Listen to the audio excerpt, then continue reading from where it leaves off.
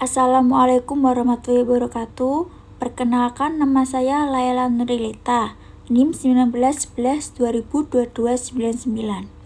Di sini saya akan mempresentasikan proposal skripsi saya yang dibimbing oleh Ibu Subadriah, SEMSI, dengan judul Pengaruh Dana Pihak Ketiga, Capital Adequacy Ratio atau CAR, dan Return on Asset atau ROA terhadap penyaluran kredit perbankan. Studi empiris pada perbankan yang terdaftar di BEI periode 2018 sampai 2020. Latar belakang. Membangun perekonomian suatu negara juga membutuhkan kontribusi dari berbagai pihak, khususnya sektor perbankan, di mana sektor perbankan dianggap sebagai salah satu sektor yang terpenting bagi perekonomian suatu negara. Maka dari itu, sektor perbankan diharapkan mampu melakukan berbagai tindakan dalam menjalankan kegiatan usahanya, serta meningkatkan kinerjanya agar tetap dapat membantu terciptanya perekonomian yang diharapkan, menurut Nurlaili 2021. Pemberian kredit merupakan aktivitas bank yang paling utama dalam menghasilkan keuntungan, tetapi resiko terbesarnya juga bersumber dari pemberian kredit.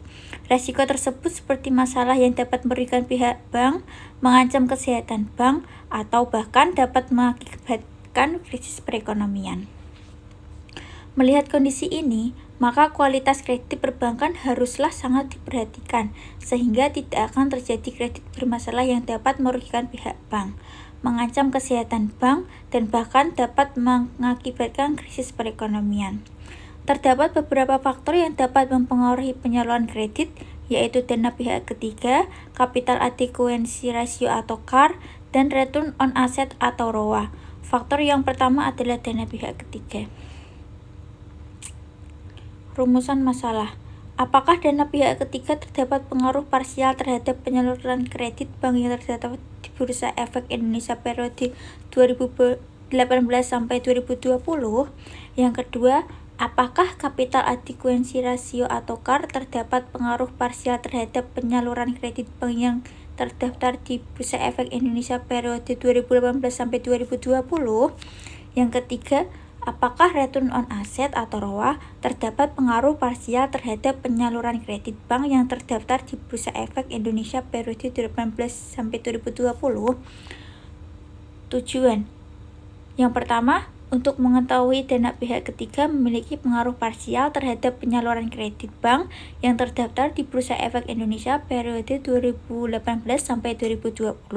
Yang kedua, untuk mengetahui Capital Adequacy Ratio atau CAR memiliki pengaruh parsial terhadap penyaluran kredit bank yang terdaftar di Bursa Efek Indonesia periode 2018 sampai 2020.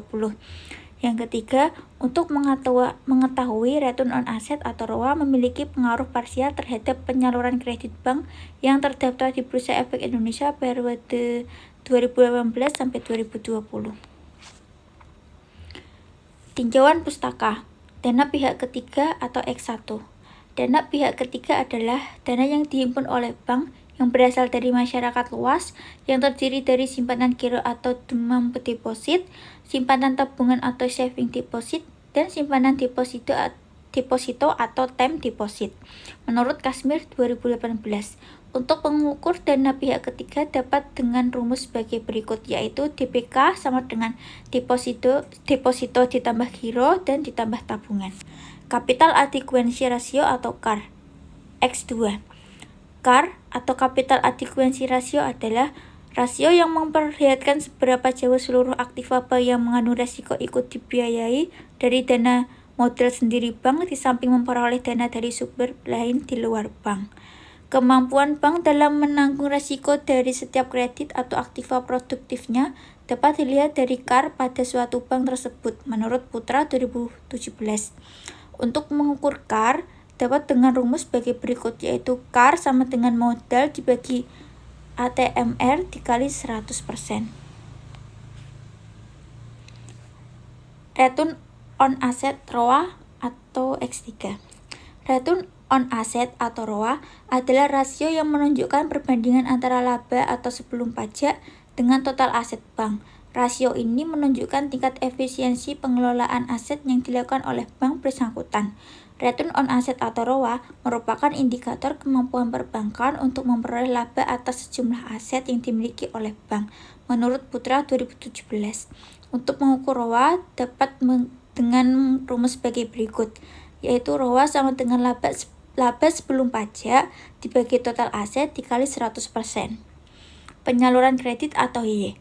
Penyaluran kredit adalah penyediaan uang atau tagihan yang dapat dipersamakan dengan itu, berdasarkan persetujuan atau kesepakatan pinjam-meminjam antar bank dengan pihak lain yang mewajibkan pihak peminjam melunasi utangnya setelah jangka waktu tertentu dengan pemberian bunga.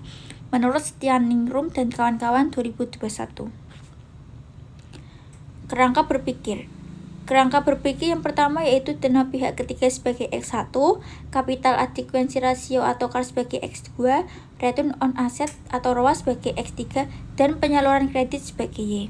Hipotesis. Hipotesis yang pertama atau H1 yaitu diduga terdapat pengaruh positif dan signifikan antara dana pihak ketiga terhadap penyaluran kredit pada perbankan. H2 diduga terdapat pengaruh positif dan signifikan antara capital adequacy ratio atau CAR terhadap penyaluran kredit perbankan. Yang ketiga, diduga terdapat pengaruh positif dan signifikan antara return on asset atau ROA terhadap penyaluran kredit perbankan. Metode penelitian. Metode penelitian yang pertama yaitu jenis dan sumber data. Jenisnya yaitu kuantitatif, sumber data yaitu data sekunder. Yang kedua, populasi dan sampel. Populasinya yaitu seluruh perusahaan perbankan yang terdaftar di BI tahun 2018 sampai 2020 dan sampelnya menggunakan purposive sampling. Yang ketiga, pengumpulan data. Pengumpulan data yaitu melalui dokumentasi yaitu yang bersumber dari www.idx.co.id dan www.sahamok.com. Yang keempat, pengolahan data. Pengolahan data yang pertama menggunakan pengeditan, yang kedua tabulasi, dan yang ketiga menggunakan processing. Kriteria sampel. Kriteria sampel yang pertama yaitu perusahaan perbankan yang terdaftar di Bursa Efek Indonesia atau BEI periode 2018 sampai 2020. Yang kedua adalah perusahaan perbankan yang tidak menyediakan laporan keuangan tahunan atau annual report dengan jelas dan lengkap selama periode 2018 sampai 2020. Metode analisis data. Yang pertama yaitu analisis statistik deskriptif, yang kedua yaitu uji asumsi klasik yang berisi tentang uji normalitas, uji multikolinearitas, uji autokorelasi, dan uji heterogetestisitas. Yang ketiga yaitu analisis regresi linear berganda yang dihasilkan yaitu Y sama dengan alfa ditambah beta 1 X1 ditambah beta 2 X2 dan beta 3 X3 ditambah E. Yang keempat, uji hipotesis, yaitu yang dihasilkan koefisien determinasi dan uji statistik T. Terima kasih. Berikut hasil presentasi dari saya. Apabila ada salah kata maupun penulisan mohon dimaafkan. Wabil taufik wal hidayah. Wassalamualaikum warahmatullahi wabarakatuh.